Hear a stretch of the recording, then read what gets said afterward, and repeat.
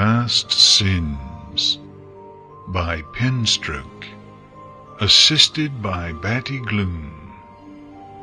Prelude. Resurrection.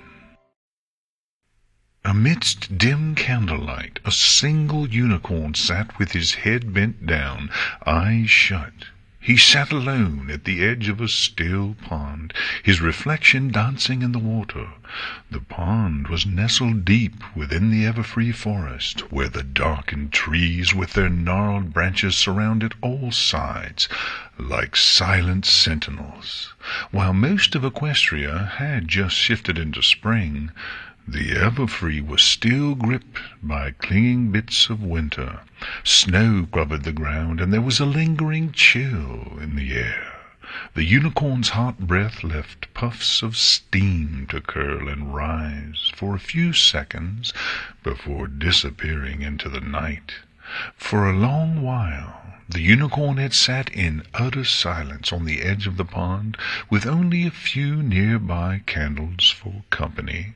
The light from the tiny flickering flames fell upon his coat and mane, which had been dyed from its natural color to a pitch black. Even his cutie mark had been covered by the dyes, his flank appearing utterly blank.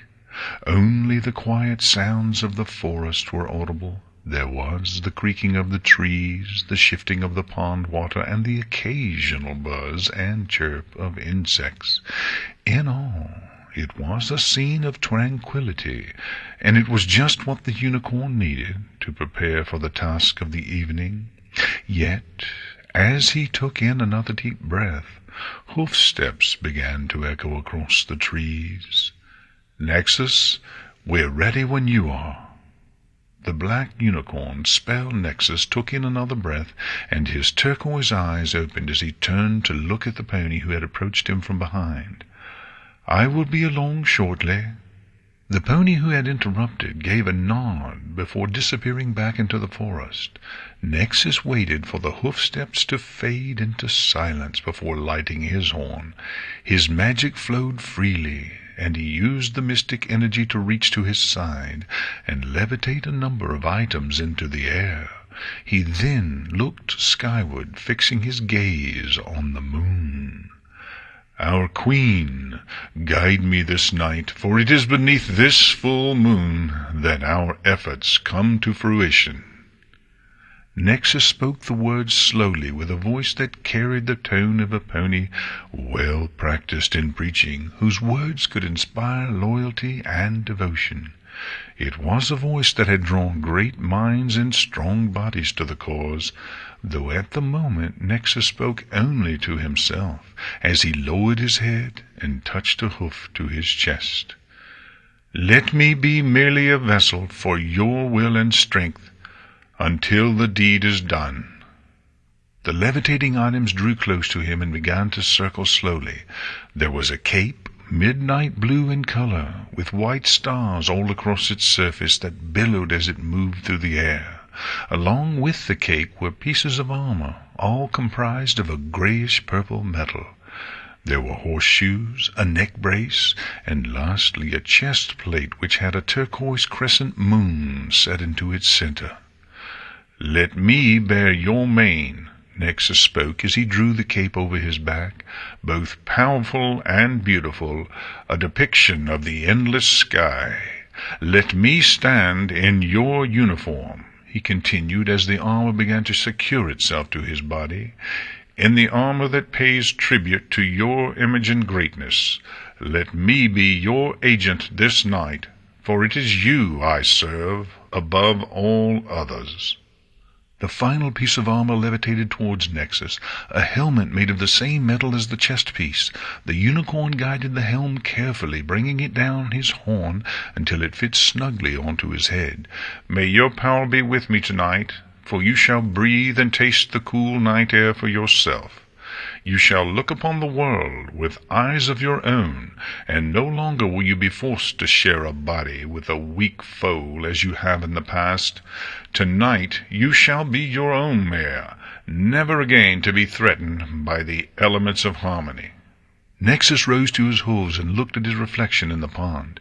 He now appeared the ultimate doppelganger of his mistress, and like any eager acolyte he was ready to bear witness to her power and knowledge. Through the efforts of him and his group they would see their queen rise again.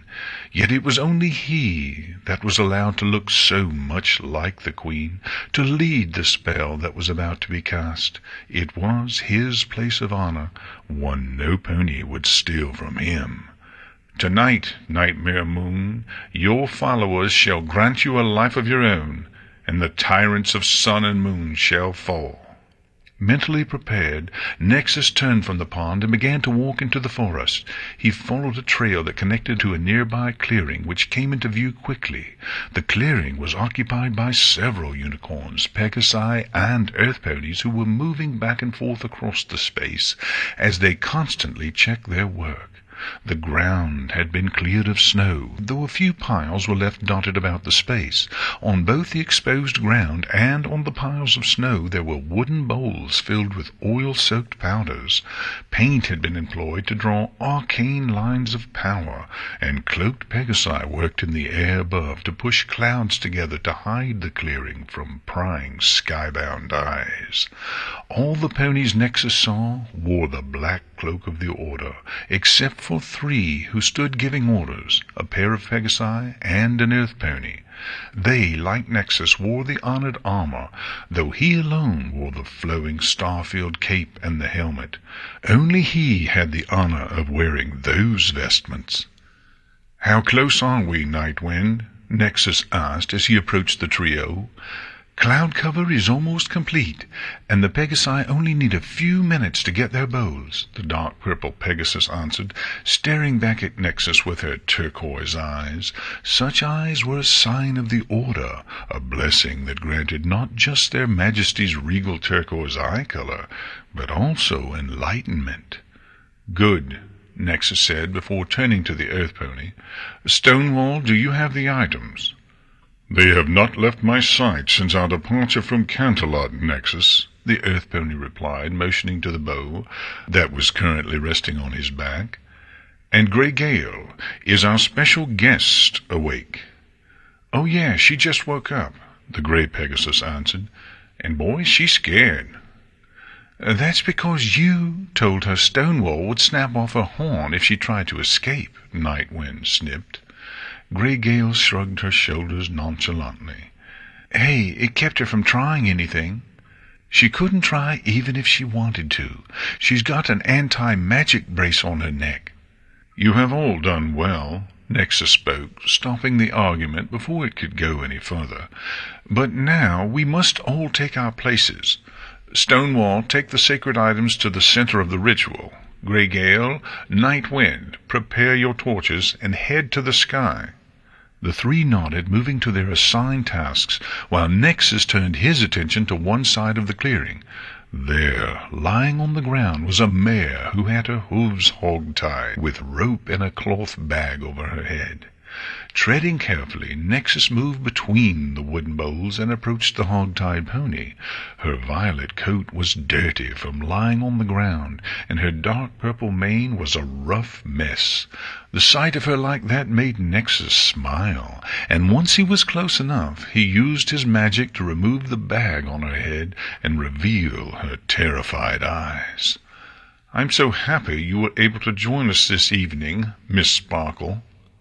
"Who are you? What are you going to do to me?" Twilight Sparkle asked in a panicked squeak, just barely managing to find her voice. She struggled at the ropes around her legs and tried to use her magic to escape. However, not only had she been physically bound, but the metal brace secured around her neck kept her from making use of her magic. Nexus laughed a little to himself and used his magic to pick Twilight off the ground. "Inquisitive, though I should expect no less from Celestia's star pupil," he said with a smug superiority. He then turned and began walking towards the center of the clearing as Twilight floated behind him. Ahead of him, the earth pony Stonewall had set up a metal pedestal upon which he had placed the wooden bow from his back. "What we have planned for you, Twilight Sparkle, is very simple.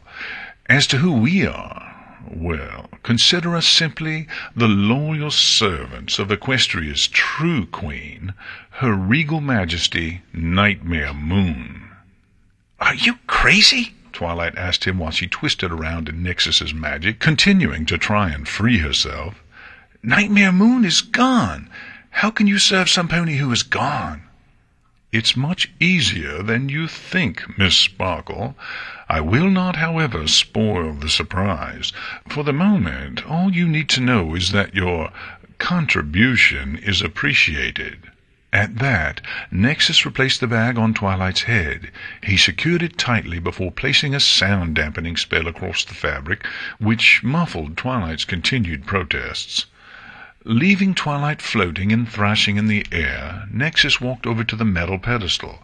He examined the contents of the wooden bowl set upon the tall metal table, and his eyes gleamed in anticipation. Inside the bowl were curled shreds of what looked like paper. They were black in color, with a big turquoise crescent moon adorning the largest of the pieces. Nexus then turned his attention to a dagger resting beside the bowl and picked it up with his magic. The blade was fine, sharp, and clean. It had never been used, although Nexus intended to change that.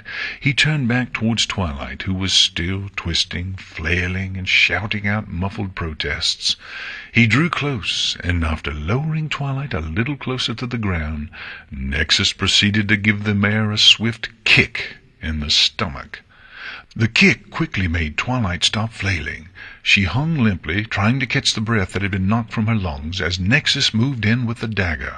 He drew the blade across part of Twilight's leg, leaving a very shallow wound. It was no worse than a paper cut, but Twilight still screamed. She screamed both from the pain and also in fear for her own life. Nexus, however, showed no interest in harming Twilight further. He instead focused on the wound he had created. It had begun to weep blood, and Nexus set the dagger against it. He gathered several drops of blood on the blade, and then placed it into the bowl with Nightmare Moon's remains. "Yes, steal the life from the blood of the bearer of the element of magic. Let it give you strength, so that you may shed the rest of her blood with your own hooves," Nexus whispered to the shreds, as if in prayer. He then levitated Twilight back to the edge of the clearing and dropped her unceremoniously at the base of a tree before he approached the metal pedestal. At the same time, the other cloaked ponies, as well as Stonewall, Nightwind, and Grey Gale, turned their attention to Nexus. They watched him, and they fell silent as he began to speak to them as a preacher would speak to his congregation. "Brothers and sisters, for nearly 2 years we have toiled in secrecy. We worked behind the backs of the gods and tyrant princesses, and we put our own safety at risk. Personal fortunes and countless hours have been spent to bring us to this point. But now we are ready. The spell is prepared. Tonight, we, the children of Nightmare, shall see our queen given life, blood, and form of her own." The rest of the cult ponies cheered and stamped their hooves against the ground in applause. Spell Nexus smiled, and he took in their joy for just a moment before he continued to speak. "Once our queen and Luna were one and the same, but the elements of harmony could not destroy what our queen was. No, that power could only peel her away from the weak foe Luna. It could only trap her essence in these precious shreds. It was a horrible fate, but it is because of the elements of harmony's inability to destroy our queen that we can stand here tonight. For it is tonight we give this essence of our queen life of its own. It is tonight our queen's shackles to the meek Princess Luna shall be broken forever. And it is tonight that our campaign to retake Equestria begins." Nexus reared back and raised his voice to a triumphant shout. "Now lend your magic to the spell, my brothers and sisters, for tonight our victory is at hoof. For tonight Nightmare Moon will be born anew." The cult cheered, sharing in Spell Nexus's jubilation before quickly going about their work. The unicorns formed a circle around the clearing, and their horns glowed as the lines of paint they had drawn on the forest floor came to life with a blue incandescence. At the same time, Stonewall, one of the few earth ponies at the ritual, walked around the circle. With a torch in his mouth, he lit the bowls filled with oil-soaked powders, causing them to flare with an eerie blue flame. A similar scene was occurring in the air above the ritual. There, the Pegasi cult members held more bowls of powder, keeping them aloft, while Grey Gale and Night Wind flew amongst them.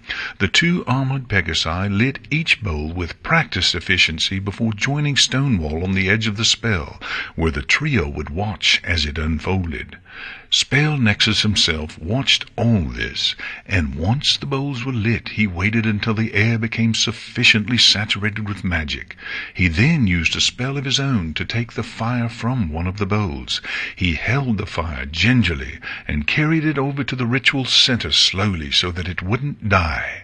Then, with a final, pleased smile, he tossed the fire into the bowl containing the shreds of Nightmare Moon and the bloody dagger. The shreds burst into flame almost instantly, and Nexus quickly retreated to the edge of the circle to join his fellow unicorns. There they all began to twist and form the magic in the air, working it like potters with clay. They shaped the free magic, molded it, and began to force it down into the bowl that contained the shreds of Nightmare Moon. And after a few anxious moments, Nexus saw what he had hoped for. The blood-soaked dagger started to float above the fire, cradled by the energies of the spell. The blood was drawn up from the blade and formed into a single crimson sphere. The dagger itself was then launched clear of the spell with such force that its polished blade dug deep into one of the trees surrounding the ritual. Then, with the dagger gone and the blood remaining, black smoke began to billow from the central bowl. The shreds of Nightmare Moon were starting to burn, and the smoke they released formed around the large drop of blood. The fire, smoke, and magic from the wooden bowls set around the spell were drawn in as well. Everything was swirling and orbiting the spell's focal point, being drawn in like water in a whirlpool. The drop of blood became encased in a black sphere, and that black sphere began to slowly grow. It drew in the fire and smoke, and everything else, growing larger with each passing moment. "Yes, it is working, my brothers and sisters," Nexus called out. "She is beginning to take shape. Our queen shall soon be—" Many of the cult ponies jumped a foot in the air when a single bolt of lightning raced down from the sky and struck the very center of the spell, sundering the metal podium and wrapping the drop of blood, the shreds of Nightmare Moon, and the wooden bowl in crimson flames. At the same time, the cult's carefully constructed cloud cover was blown back, and a full battalion of royal guards flew down from the sky. "Freeze! You are all under arrest!" Several of the guards shouted as dozens of other gold-armored Pegasi landed in the center of the clearing. However, not a single pony froze. The cultists instead charged the guards, turning the once carefully tended clearing into a battlefield. Yet, as the battle began, Spell Nexus stood flabbergasted. He watched as the center of the spell and the precious shreds of Nightmare Moon were destroyed. All their plans had been decimated by a single surge of magical lightning that could only come from one source. Turning his eyes skyward, Nexus glared at the next figure to float down through the hole in the clouds. With a single flash of her horn, the figure brushed away the cloud cover like froth from a cup of hot cocoa. "Celestia," Nexus forced out through gritted teeth as he locked his turquoise eyes on the Sun Princess. She floated down amidst the fighting, casting back any pony that dared attack her with barely any effort, and it enraged Nexus. Every fiber of his being wanted him to attack, to smite down Celestia for daring to interrupt the ritual, but he knew better. Don't think you've won today, Celestia. You have merely delayed me at best, Nexus hissed. He then barked at any cultists nearby, calling them to him as his horn began to glow. Together with Grey Gale, Night Wind, Stonewall, and a few dozen of the other cultists, Nexus cast his spell, and the group as a whole seemed to vanish into thin air. "Have you apprehended all involved?" Celestia asked. After rescuing Twilight, she had taken her student home and sent her straight to bed. Twilight resisted a bit, but after what she'd been through, it didn't take much to get her to fall asleep. Celestia had then turned Ponyville's Golden Oaks Library into a base of operations, keeping guard of her student personally, while having her guards bring their reports to her. "We have captured a great number, but we believe some were able to escape by using magic to disguise themselves," the guard reported, head bowed respectfully to Princess Celestia. "We believe it was an invisibility spell, and we followed their tracks into the forest. Unfortunately, the tracks eventually ended. We are currently working under the belief that the missing cultists realized their mistake and corrected the spell so it hid their tracks as well. We are continuing to search the forest with the aid of the zebra that reported your students pony napping." "Yes, Zecora. Please make sure she is properly thanked for all she has done this evening. Also, please extend to her an invitation to the palace, so that she may join Luna and I for dinner on an evening of her choosing." "Of course, Princess," the guard answered as he raised his head, "though if I may ask, what do you believe these ponies were trying to do?" "I do not know," Celestia admitted. "All we were able to find out from the information we gathered prior to this night was that something was going to happen. Unfortunately, Twilight had her head covered by a thick sack for most of her pony napping. She doesn't know enough for us to ascertain this group's purpose." "What about the spell?" Celestia shook her head. "The spell is not something I recognize. If it is from a book or an ancient scroll, then I have not read of it. But it could just as easily be a new spell, a ritual crafted for a specific purpose, though that purpose still remains to be unearthed. Make sure that the details of the spell itself remain preserved. It will need to be studied." The guard snapped into a salute. "Of course, Princess. We will gather any evidence at the scene and have it taken to the castle until such time it can be examined." "Good.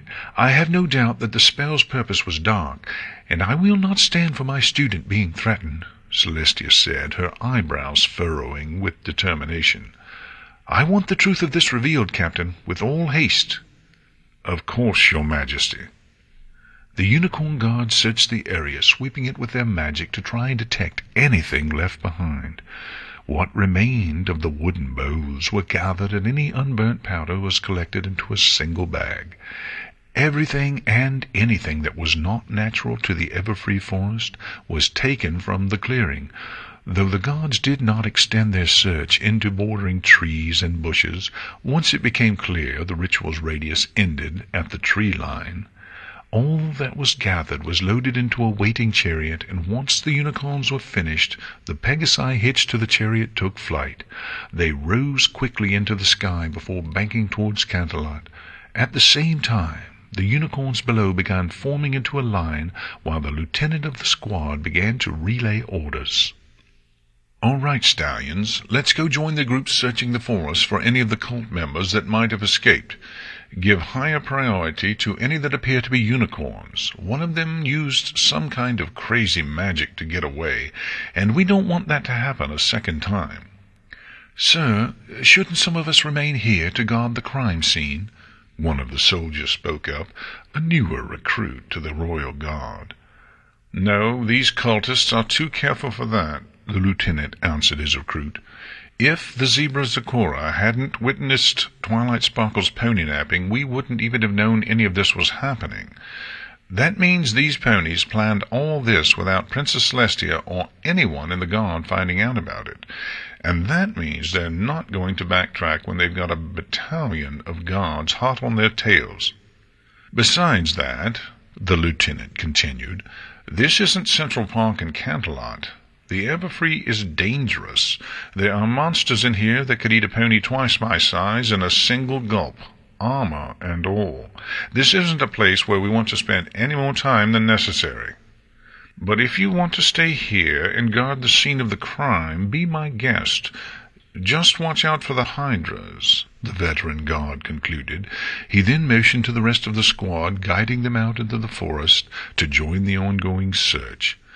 Only the guard who had spoken up remained in the clearing as the others disappeared amongst the trees. He remained there for a minute, but then the lieutenant's words got to him. He broke into a gallop, sprinted to catch up with his comrades, and left the clearing to once more succumb to the calm quiet of the Everfree forest. Yet the magic that lingered in the air like a heavy mist began to shift, sparkling in the cool night air as it was drawn to one side of the clearing. There, hidden away by a bush a few feet into the forest, a black sphere lay amongst the dirt. It was the same sphere which was cast away from the center of the spell by Celestia's bolt of lightning. The tiny black ball was nestled into a crook of the cold ground, and from there it drew in the lingering magic like a magnet attracting metal. It pulled in the energy, and with each ounce it absorbed, it grew larger. Then, when the sphere had doubled its size, it pulsed. That pulse caused tiny drops of blood to weep from pores in the sphere's surface. It was the blood that had been harvested at the edge of a dagger only moments before, but now it was black and gooey. The life had been drained from it, and it was now being discarded like trash. With each pulse the sphere excreted more of the dead blood, forming a smear on the ground. Then, when none of the used blood remained, the sphere's pulsing shifted. It became the weak but distinct pitter-patter that lived in the chest of almost every living creature. A heartbeat. All the while the sphere continued to grow larger, continued to draw in the magic of the clearing, and continued the process begun by the spell Celestia had interrupted.